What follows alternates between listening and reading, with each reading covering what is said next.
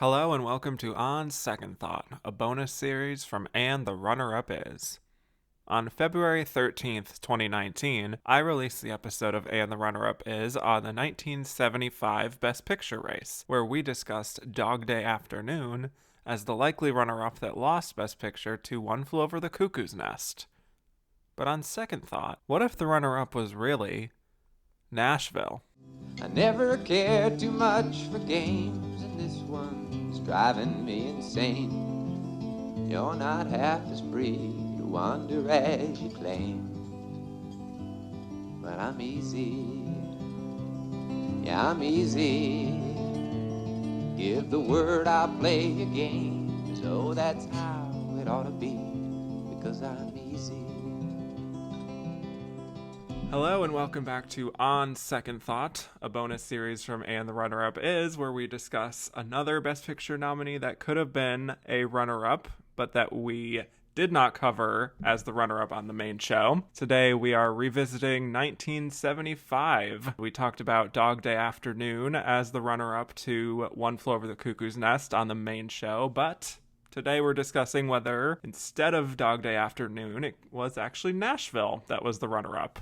And I have two great returning guests to discuss Nashville with me today. My first guest truly needs no introduction. He's been on so many episodes of the main show, every episode of How Did They Win? But this is actually his first time on Second Thought. From Next Best Picture, from Gold Derby, Exact Change Today, he's all over the place. Welcome back, Tom O'Brien. Hi, everybody. Thank you, Kevin. Yes. I'm a on second thought virgin, so this is very nice. Yes. You're the baby of the show this time around. My other guest is also from Next Best Picture. He was on the main show one time to talk about Apollo 13 and has actually been on Second Thought a number of times, like 3 times now before. So a veteran, I guess you could say in this case. Welcome back, Daniel Howat. Hello. Pleasure to be here. Yes. Well, we've got a big one to talk about today. Yes. Nashville, one of those films that is often ranked as one of the best films of the 70s and in some cases, in some corners, of all time. So we'll discuss whether it does live up to that expectation here. So to get into a summary of the film, it is a slice of life musical, comedy, drama, put it in a blender, all different kinds of genres that take place in the heart of Nashville, especially the country music scene. We meet a huge cast of characters, including Haven Hamilton, Barbara Jean, Connie White, Tom Frank, Linnea Reese, Albuquerque, all of them singers and wannabe singers. We have a British journalist, we have managers, there's a war veteran, there's a groupie and a loner. There's so many different characters, and we bounce from each of their different storylines, really creating a tapestry of the culture of Nashville. Some of them having affairs with each other, and there's a running theme throughout the film about a presidential candidate for the replacement party who is campaigning through the town, and the film ends with their big gala concert. The film was directed by Robert Altman and written by Joan Tewksbury, keeping in mind that there's also a lot of improvisation and a lot of actors even wrote their own songs for their characters, and it has a huge ensemble cast. I'm going to list all of them in alphabetical order, at least the main cast. David Arkin, Barbara Baxley, Ned Beatty, Karen Black, Ronnie Blakely, Timothy Brown, Keith Carradine, Geraldine Chaplin, Robert Dokey, Shelley Duvall, Alan Garfield, Henry Gibson, Scott Glenn, Jeff Goldblum, Barbara Harris, David Hayward, Michael Murphy, Alan F. Nichols, Dave Peel, Christina Rains, Burt Remsen, Lily Tomlin, Gwen Wells, and Keenan Wynn. Whew. And made $10 million at the box office. It was nominated for 5 Academy Awards, winning 1, but that one was not Best Picture. Let's start first with Tom on this one, because I know you're a bit of a fan of Nashville. Tell me where your Nashville origin story started. Well, Kevin, you know me. I've been around for a while, and decades and decades and decades of movie going. Several thousands of films, and Nashville is my favorite film Ever. I don't know why, it just sings to me. Hmm. I know that it's not perfect. What gospel choir in its right mind would make Lily Tomlin their lead singer? Fair.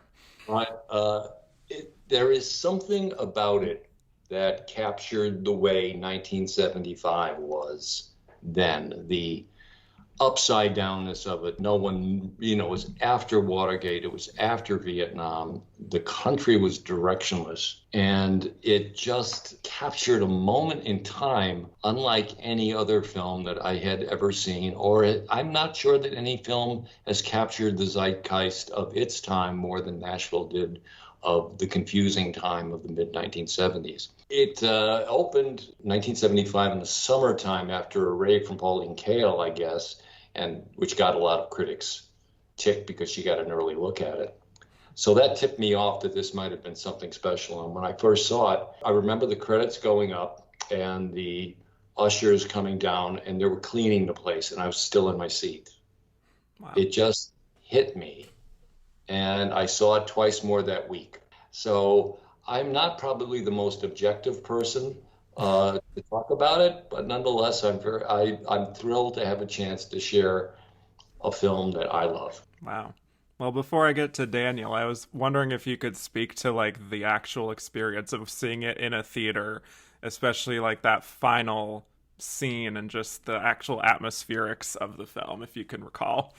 Uh, the Parthenon scene, which is the climax of the film, is such a huge bit of production that brings all of these storylines together in one dramatic moment. And I had not read that there was going to be a killing in it. And I had kind of hoped that there wouldn't be. But when it became inevitable, I didn't think the victim was going to be the one who was actually shot. And what that says and what that means, it was the first time I'd ever seen a woman assassinated before. Mm-hmm. And I think that also got to me, that things are out of control here. I think it was the surprise, but also the enormity of the movie, that what did I just see? Oh my God. Hmm. And a lot of the depth of feeling that I felt about it happened in the weeks afterwards. But when I first saw it, it was just the shock of seeing so many things put up on the screen that were so raw, yet were so entertaining. That was kind of the first day impression of it. And that's why I wanted to go back so many more times. Yeah, I could see why. Well, that's a strong start. Daniel, what are your thoughts on Nashville? Well, I really hope Tom speaks to me again after this podcast. No, I'm just kidding. That sets it up as if I don't like this movie. I love you, Dan. No, really, I'm in a weird position with a movie like Nashville. I only watched it for the first time last year. Okay, so watching it over the weekend, watching it 2 days ago, was only my second time ever seeing it. And it's, as with a lot of classic films, it's hard to separate like hype from the actual product, right? And so for me, this is a movie that I really, really enjoy. I want to make that clear because I feel like I'm going to make it sound like I don't, which I really do like this movie quite a lot. I'm not sure that I connect with it as much as some people do, to call it a masterpiece and all those things. So that's the reason I feel like I have to play defense a little bit. But I really do like this film a lot. I think Altman just is one of those directors where you're either on his wavelength or you're not. And I'm just not sure that I am totally. I've got plenty of blind spots. I've not seen his entire filmography. I've seen a number of his movies, but not all. And I'm not sure I love any of them, but I like many of them quite a bit. The ones that I've seen. So yeah, I like Nashville quite a lot. I think it's a great movie. I think I love the epic scope on a human scale. This is really just an epic story of humans trying to make their way, trying to become stars, trying to make it in this industry and just live life. So I really love this kind of slice of humanity rather than sinking deep into a plot or narrative. I do think that's what prevents me slightly from connecting as deeply, I think. But there's so much to love about it. I mean, the ending, obviously, as Tom was saying, the ending is just remarkable. That's too small of a word, but it's amazing the way that this film ends and really sticks the landing there. So yeah, I love this film quite a bit. I think it's great. I'm not sure that I would consider it one of the best of all time, like many people do, but I also feel like it's one that needs many more viewings. This is, like I said, only my second time seeing it. So I think upon viewing it more times, there's so much going on that I think other things will kind of rise to the surface to perhaps grab me a bit more. So after 2 viewings, that's where I'm at. Well, I am more on Tom's side with this one. I think that this film is a true epic, just of the best kind. I haven't seen all of Altman's films, but this one definitely ranks at the top for me from what I've seen. One of the best films of the 70s, one of the best films that sort of represents America and the sort of mythology of that, and especially at that time, the paranoia. And there's nothing about it, I don't think, that's really preaching a message overtly. It's not an Oliver Stone movie. It's not an Aaron Sorkin kind of message about America that, very much shoves it in your face. It's just a cross-section of this specific rural place in America.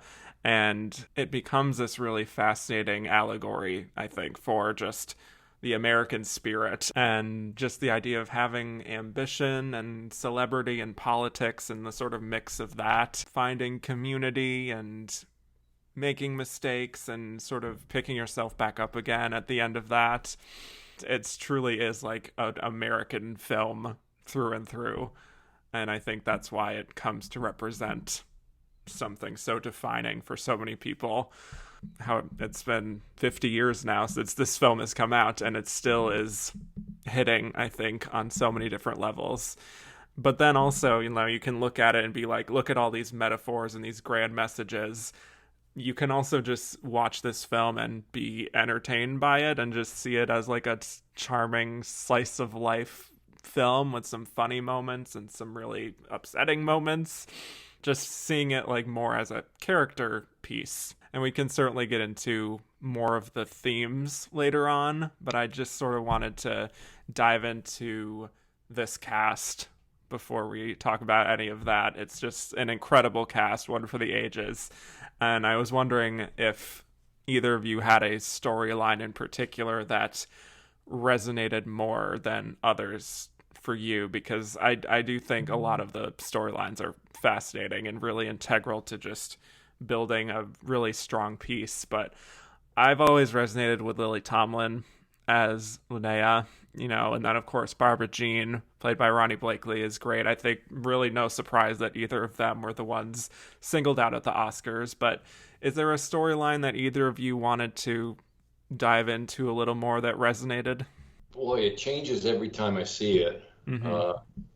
When I most recently saw it, for some reason I gravitated toward Alan Garfield's husband of Barbara Jean, who is her protector, her manager, and her husband probably third. From what we've seen in the film, he is more often keeping people away from her because he realizes how fragile she is.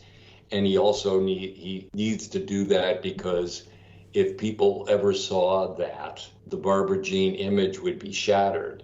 So he has a lot of spinning plates around him. I never really noticed him. I noticed him, but not that much in previous viewings. But that was my more recent take. And, tomorrow it'll be somebody else. But that's how many good characters there are. I also gravitated, the two I gravitated toward, Lily Tomlin.